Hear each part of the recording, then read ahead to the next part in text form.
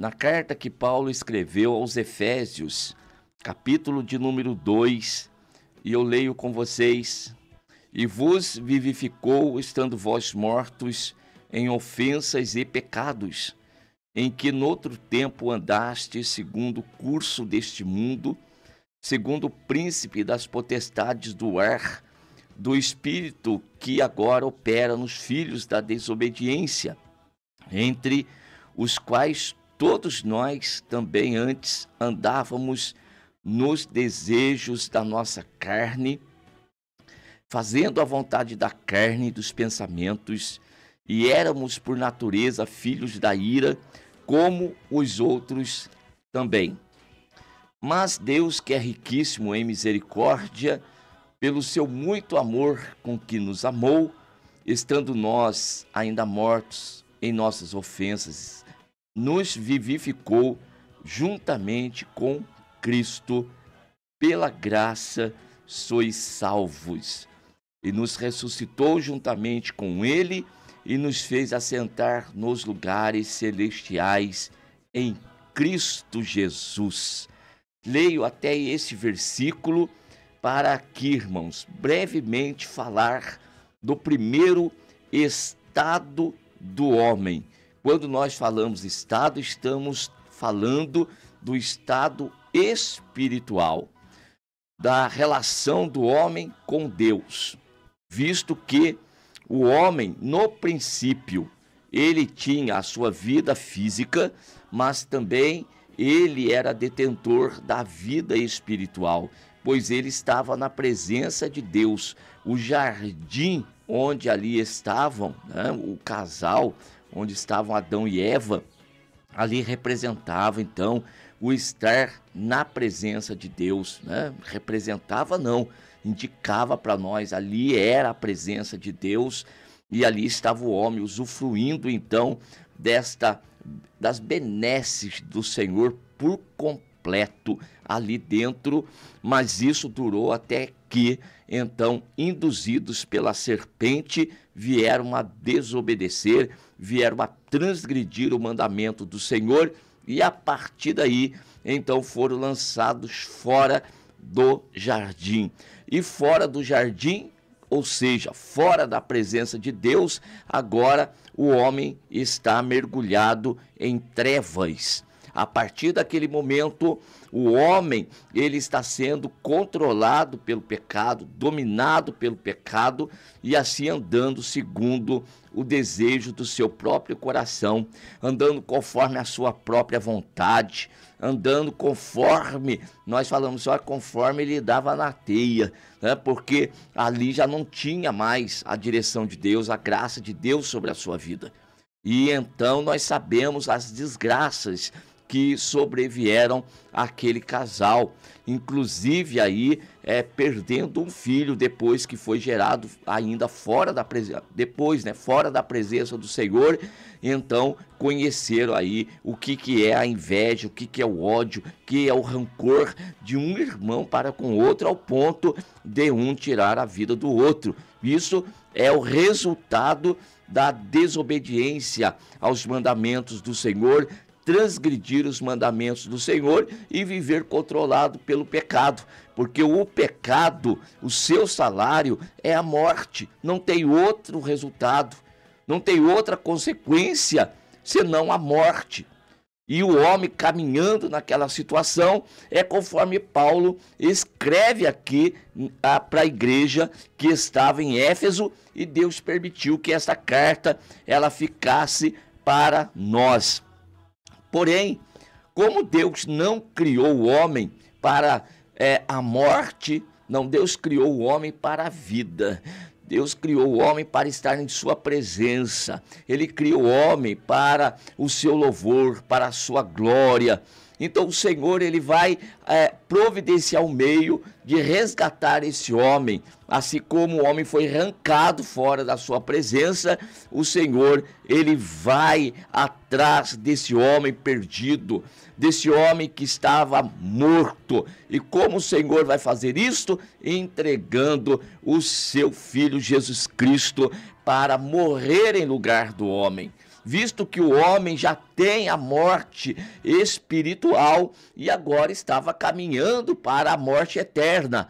Mas aprove ao Senhor Deus nos amar como nos amou e entregar seu Filho Jesus Cristo para nos resgatar do poder da morte, do poder do pecado. E aí no verso 1, Paulo disse: e vos vivificou, estando vós mortos em ofensas e pecados. Ou seja, Paulo dá ênfase a isso, pois Deus, ele não encontra o homem num estado bom, num estado excelente. Deus, ele não está procurando na face dessa terra pessoas direitinhas, não vai encontrar. Por que Deus não vai encontrar? Porque todos foram destituídos da glória de Deus, todos perderam a graça de Deus, todos estão no mesmo estado espiritual, morte.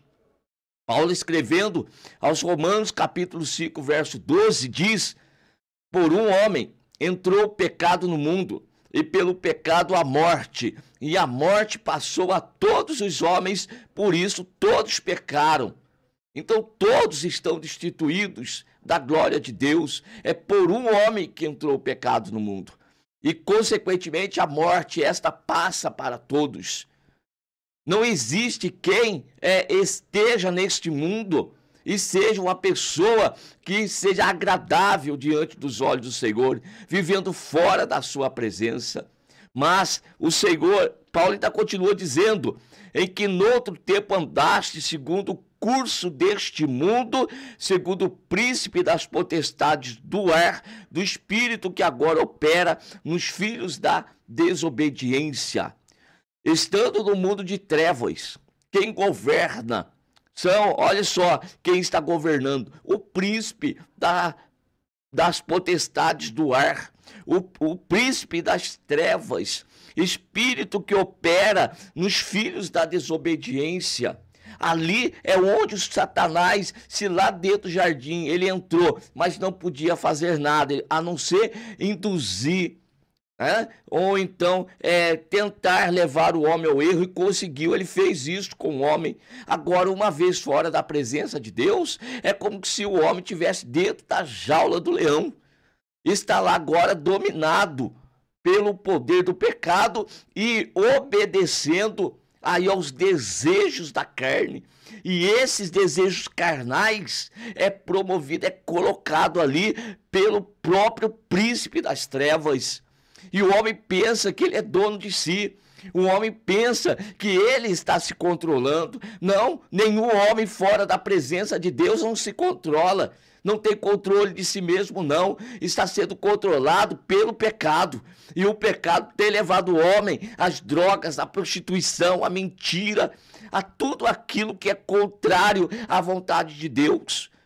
E muitas das vezes o homem pensa que está abafando, pensa que ele é o bambambam, pensa, mas mal sabe ele que está sendo encaminhado para o matadouro, está caminhando para a perdição eterna.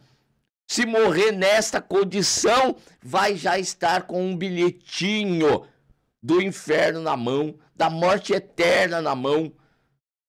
Mas aqui, estando nessa circunstância e nessa situação no mundo, entre os quais todos nós também antes andávamos nos desejos da nossa carne, fazendo a vontade da carne e dos pensamentos, e éramos por natureza filhos da ira, como os outros também. Fora da presença de Deus, filho da ira, debaixo da ira de Deus, só aguardando aquele dia em que o Senhor Jesus há de se manifestar nas nuvens dos céus para o juízo eterno. Momento este em que ele vai separar para a direita os que são dele e para a esquerda aqueles que são do diabo. Quando Pedro, ele coloca para a igreja a respeito daqueles que questionavam a demora, aparente do retorno do Senhor Jesus Cristo, visto que tudo permanecia como dantes, não havia mudança nenhuma, e alguns queriam colocar dúvida no coração dos irmãos em relação à volta de Cristo e o dia do juízo final. Pedro diz, Deus é longânimo, porque Deus não quer que o homem se perca, mas Deus está dando a oportunidade para o homem ouvir a pregação do evangelho, se arrepender dos seus pecados e retornar para ele, para Deus. Só que para retornar para Deus, para fazer a conversão, tem que andar na contramão. Não pode ser no mesmo sentido da via que está, porque nesse sentido aí está indo para a perdição eterna. Precisa fazer o retorno e voltar-se para Deus. E para tanto, só existe um caminho. E esse caminho está em João 14,6. Quando Jesus disse, eu sou o caminho, eu sou a verdade e eu sou a vida, e ninguém vem ao Pai senão por mim. Só existe uma forma de fazer retorno, é reconhecer que Cristo Jesus morreu na cruz por nossos pecados e confessarmos que Ele é o Senhor da nossa vida. Largue mão do antigo Senhor, que é o diabo, que é o pecado. Largue mão dele, abandone a ele e se entregue ao novo Senhor. E aqui cabe falar que o homem nunca é dono de si mesmo. O homem nunca vai andar segundo a sua própria vontade. Ou ele está dominado pelo pecado, escravizado pelo pecado, e faz a vontade da potestade do ar, do príncipe do presente século, ou então ele vai fazer a vontade de Deus. Ele vai andar conforme os mandamentos de Deus. É difícil cumprir os mandamentos? É difícil andar conforme esta palavra? Pois então, viva facilmente na presença do diabo, dominado pelo pecado e destinado ao fogo eterno que está preparado para o diabo e seus anjos. Agora, quer ter vida e vida com abundância? Então tem que haver uma obediência a esta palavra. E Deus está nos dando essa oportunidade. Então, nessa situação, vivendo no mundo de trevas, eu li, mas Deus que é riquíssimo em misericórdia, pelo seu muito amor com que nos amou. Sim, tinha que ter muito amor para amar um homem nessas circunstâncias, nessa situação. Olha o sentimento que hoje a sociedade demonstra quando nós nos deparamos com esse tipo de pessoas que, dominado totalmente pelo poder do pecado, do diabo, cometem atrocidades que são repugnantes para nós aqui dentro da sociedade. Será que nós entregaremos um dos nossos filhos para morrer por um miserável deste? Para morrer por um assassino? Nós faríamos tal coisa? Nós não faríamos. Eu também não. Mas Deus, Ele fez por mim e Ele fez por você.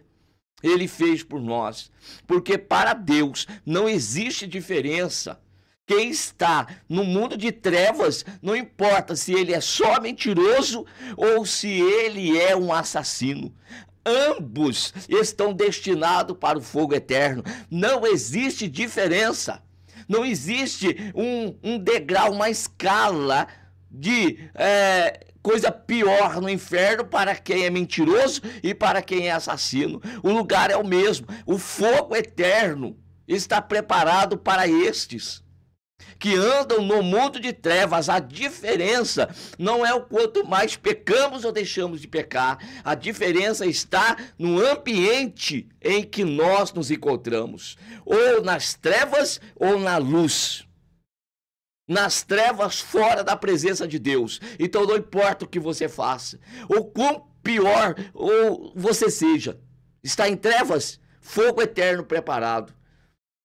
Agora, estando na presença de Deus, vida eterna preparada para aqueles que aguardam a volta de Jesus Cristo. Mas para isso é necessário que Jesus te alcance, que Jesus estenda as mãos. E aí então o Senhor, estando nós ainda mortos em ofensas e pecados, nos vivificou juntamente com Cristo.